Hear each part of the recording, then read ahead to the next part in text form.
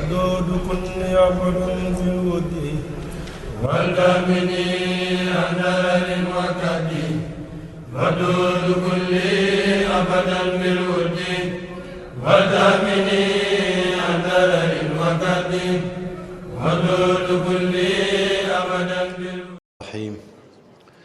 الحمد لله رب العالمين والصلاة والسلام على سيد الخلق سيدنا محمد وعلى آله وأصحابه الطيبين الطاهرين وعلى جميع من تبعهم بإحسان إلى يوم الدين.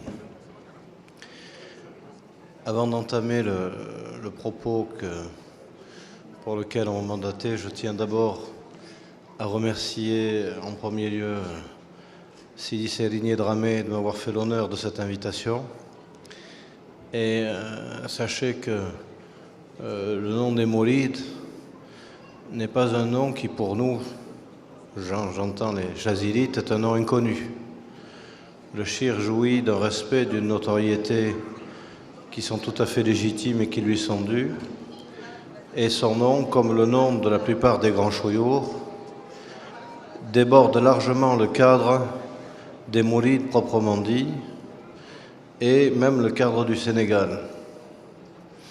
Parmi tous les propos qu'on a entendus précédemment, un certain nombre nous font penser qu'il y a des hommes qui sont choisis pour être à eux seuls une communauté. Le Coran lui-même le dit en nous disant de Sénégal Ibrahim qu'il était Ummah, une communauté à lui seul. Et on voit que parfois il y a des hommes qui sont choisis pour animer ou réanimer la spiritualité d'un territoire, d'un continent, d'un pays, et bien entendu à la tête de tous ces hommes, Sayyid al-Khalq sallallahu alayhi wa sallam, le prince de la création, Allazi ursila rahmatan lil alamin, qui a été envoyé comme miséricorde pour les mondes.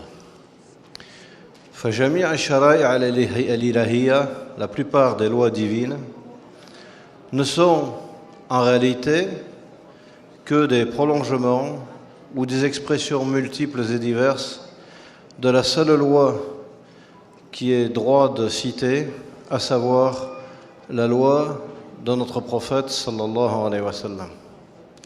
Et comme il l'a dit de façon très claire, Al-Anbiya ma warrasu dirhaman wala dinaran, innama warrasu al-ilma faman akhaza bihi faqad akhaza bihazzin wafir. Les savants n'ont légué ni dirham ni dinar, la seule chose qu'ils aient léguée, c'est la science. Et quiconque s'empare de la science s'empare d'un bien considérable. Faha'ula'i al-khulafa ar-rashidoun, ces successeurs qui sont des successeurs bien guidés. Et j'entends pas par là uniquement les 4 premiers califes, mais tous ces ulama qui, à un titre ou à un autre, ont exercé au sein de la communauté islamique un rôle qui faisait d'eux véritablement des représentants du prophète. Tous ces ulama ont été, si je peux me permettre cette expression, soura musaghara an Sayyid al-Khalq, une image réduite du prince du prophète. Et ce qu'il y a d'extraordinaire à remarquer, c'est que le prophète sallallahu alayhi wa sallam a laissé cet héritage du ilm dont se sont emparés un certain nombre d'hommes dans sa communauté. Et cet héritage, il est de 2 natures. Soit c'est celui des ashab, des compagnons, qui l'ont suivi, qui l'ont aimé et qui ont été prêts à sacrifier leur vie et leurs biens pour obtenir cette lumière précieuse que le prophète avait à leur transmettre. Soit ce sont les al, la famille. Et très souvent, les héritiers du prophète sallallahu alayhi wa sallam l'ont été de 2 façons. Fakanu khulafa bir-ruh wa bin-nasab. Ils ont été des successeurs à la fois parce qu'ils étaient ses descendants, et ils ont été des successeurs parce qu'ils étaient ses imitateurs, ses muqallidoun. Et ce qu'il y a d'extraordinaire, c'est qu'on voit que cette faveur insigne qui consiste à être un sharif, un descendant du prophète sallallahu alayhi wa sallam, eh bien c'est une faveur qui est amma, qui est générale. Tant et si bien qu'on voit la plupart de ces khulafa et de ces warissoun, de ces héritiers, être des descendants du prophète, quel que soit le continent. Et je ne pense pas me tromper en signalant que le Cheikh Ahmad Bamba, Qaddasallahu ruhahu tahira, était un de ces ashraf, en dépit de la différence de couleur.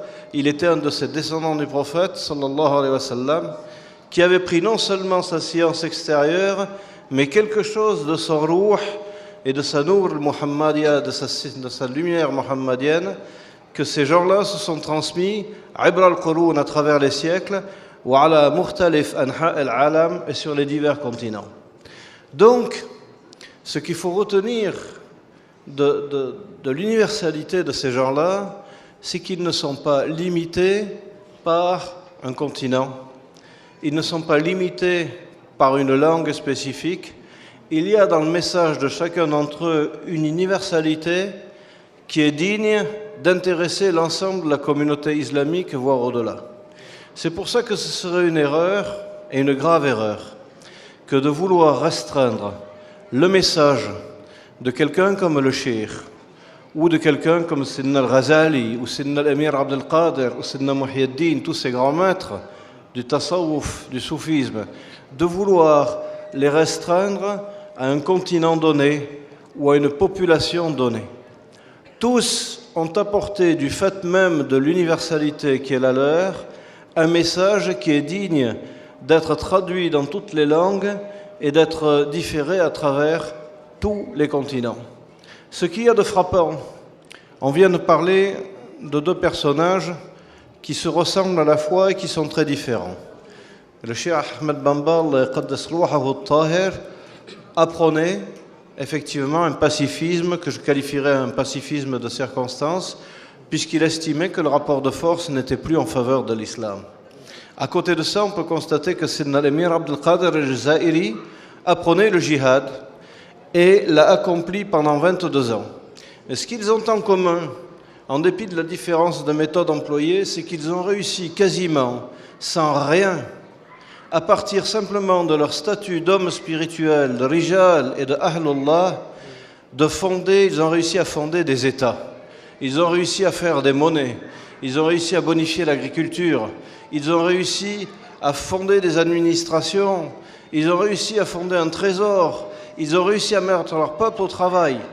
Et tout ça, non pas parce que c'était des hommes qui avaient reçu la formation adéquate pour arriver à une telle fin, mais uniquement parce qu'ils bénéficiaient, l'un comme l'autre, du madad al-ilahi, du soutien divin. Ce qui montre à l'évidence que quand on a affaire à quelqu'un qui est min ahlillah, qui fait partie de la famille de Dieu, qui est un homme de Dieu, eh bien que si cet homme de Dieu bénéficie du soutien divin comme il se doit, toutes les portes peuvent s'ouvrir devant lui. Sawan kanat abwab dunyawiya wala abwab ukhrawiya, que ce soit des portes en ce bas monde ou que ce soit des portes dans l'au-delà. Et ces chouyours doivent être pour nous des exemples à méditer et à imiter. À savoir que le message de l'islam, ce n'est pas un message qui est mahsour, qui est limité, encore une fois, ni à un continent, ni à un village, ni à un endroit spécifique. Nous sommes tous, quelle que soit notre culture d'origine, quelle que soit la couleur de notre peau, quel que soit le maître dont nous nous réclamons, nous sommes tous des soufara al-Islam, des ambassadeurs de l'islam. Nous sommes tous des représentants du prophète sallallahu alayhi wa sallam. Fama minna illa wa huwa rasoulu rasoulillah. Chacun d'entre nous est un envoyé de l'envoyé de Dieu qui est tenu par son exemple, par son attitude, par sa science de répandre l'islam selon les moyens que Dieu lui a donnés. Je n'ai pas envie d'en ajouter plus, d'abord parce qu'il y a beaucoup de conférenciers et il faut que chacun ait le temps de s'exprimer.